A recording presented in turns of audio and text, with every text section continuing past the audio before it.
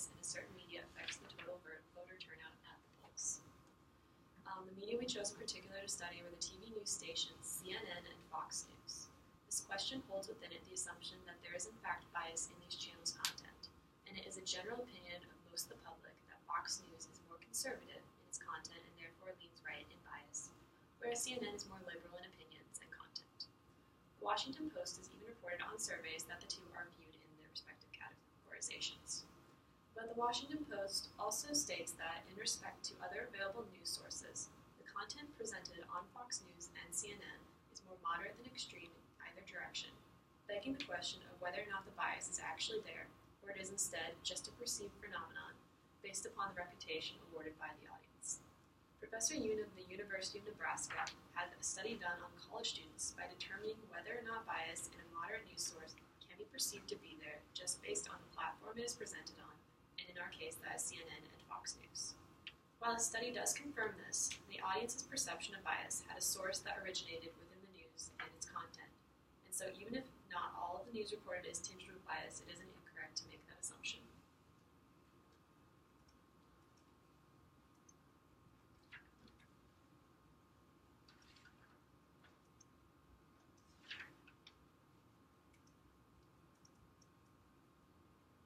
The link is up there at the top. It's already pulled It's up. like already pulled up. Yeah, it's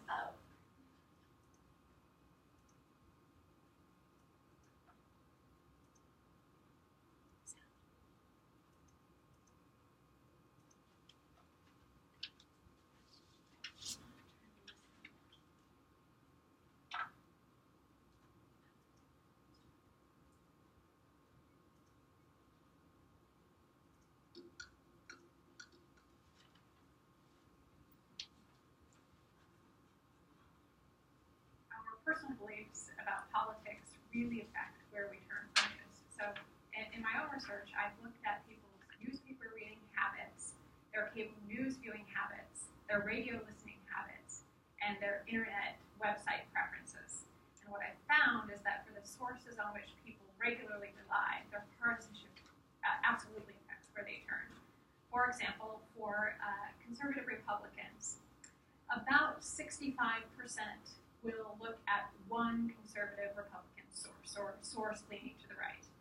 In contrast, only around 25% of local Democrats will look at a source that leans to the right. The numbers are absolutely reversed when we look at the other side. So, for example, about 75% of liberal Democrats look at a source that leans to the left. In contrast, only about 40% of conservative Republicans do so. So as you see, there's quite a discrepancy in partisan habits of looking at media. Essentially what people have done is find out what media sources are their friends, and they turn there, and what sources are their enemies, and they avoid those.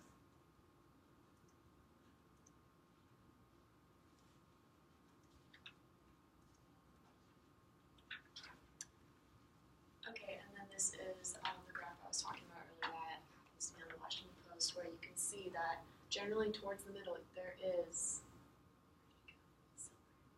there's Fox News, and then the other, but you can see it's like in the middle, it's generally nearer to the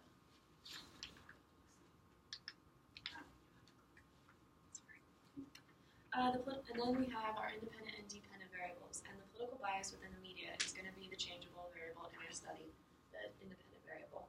And by increasing or decreasing the bias of a source and its content, we will be able to examine our dependent variable, that is voter turnout at the polls, and see which way it will increase or decrease this statistic. Now, in claiming these as our main variables, we will be working under the assumption that our news sources are in fact biased, and not simply perceived as biased by the opposing audience, as Getzkow and Shapiro of the University of Chicago suggest. In their study, they determined that a news source is more likely to be deemed impartial in quality and content if its views coincide with those of the audience. In this study, we will also not be factoring in age, gender, race, education, annual income, or any other defining characteristic of a person, for we believe that those variables are already implanted within the audience's choice of political party. Instead, we will simply be studying amount of bias, whether it's right or left does not matter, and whether that statistic then affects the amount of population that then goes to the polls out of the amount that is allowed, excluding anyone under 18, felons, non-citizens, etc. So our group has hypothesized that viewing media sources that confirm your already present or predetermined political views and beliefs will increase political participation through increased voter turnout rates. So we expect to find that political bias in the media will significantly affect political participation by increasing voter turnout. Of viewers, we expect that more liberal media sources such as CNN that lean left will have a more significant effect on the voter participation rates of extreme liberals than on moderates who watch a liberal news source. We expect to find the same with more conservative media outlets such as Fox News, who tend to lean right on more conservative viewers. We predict that highly conservative viewers of Fox News will be instigated or encouraged to be more politically active because their beliefs have been reaffirmed, therefore causing a higher voter turnout rate. We expect that moderate viewers of CNN will not be as motivated to be more politically active, causing an insignificant effect on moderate conservatives' voter turnout rates. Basically, the more an individual with an extreme political viewpoint watches a media source that reaffirms their biases, the more they will be politically active and the more they will be likely to vote.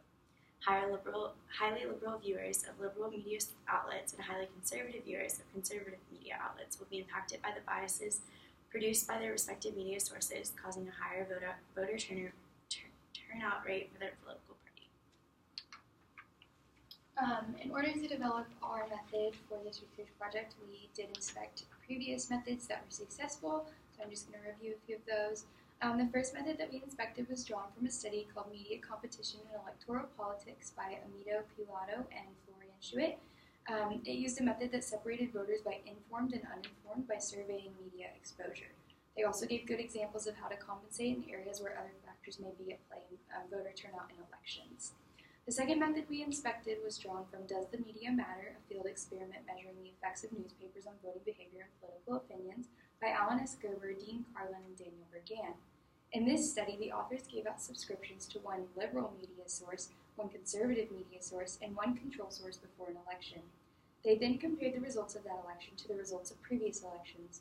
After considering other factors that influence elections, they concluded that voter turnout was increased in all groups except for the control. The third method that we inspected was drawn from a study called the Fox News Effect, Media Bias in Voting by Stefano Della Vigna and Ethan Kaplan. In this method, the authors took voting records before and after the introduction of broadcast media in the area.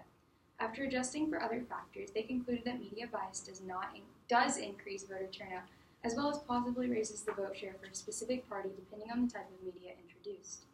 After inspecting successful methods used in previous studies, our group decided that the most effective way to measure whether one media bias affects voter turnout more than the other is to use data from surveys and voting records.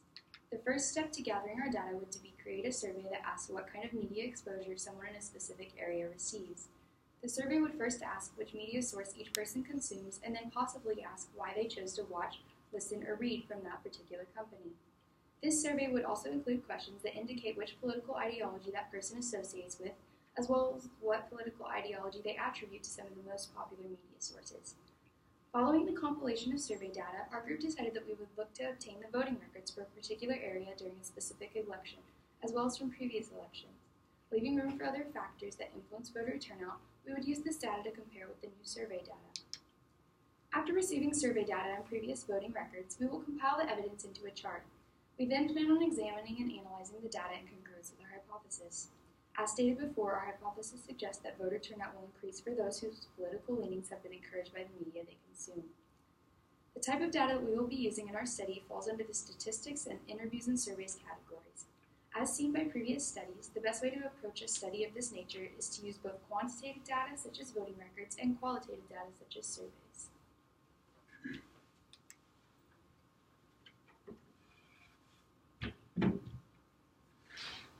This is the strengths and weaknesses of our group research design and the effect of media bias on voter turnout and political participation. Some of our strengths included references to previous scholarly studies with supporting data surveys and research, which helped fortify our proposed hypothesis. We used evidence such as voting records to support our research design. Some of our references also covered variables that were necessary in acquiring the true effect of media influence on political participation and voter turnout that may otherwise be overlooked. We implemented well-known methods of acquiring data that have proven to work in previous studies, such as comparisons between voting turnout and in multiple elections with differing media biases and their effects.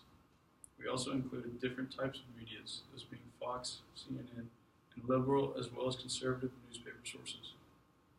As far as weaknesses go, our research design lacked in a few aspects, one of which being our resources specifically left out demographics such as age, race, gender, and socioeconomic status that could be influenced more or less by media biases. For instance, young people are significantly less likely to vote than older people, and older people generally watch more politically based media. We also left room for more research on the effect of media biases on voter turnout in different types of elections and how voting laws affect voter turnout. Every election is different, and every person holds differing values and morals which could react in any given way to a hard left or hard right propaganda. Our research design also lacked variables such as voting accessibility, which could have influenced our findings. We used methods such as interviews and surveys in which individuals can easily lie and mislead researchers, causing faulty information.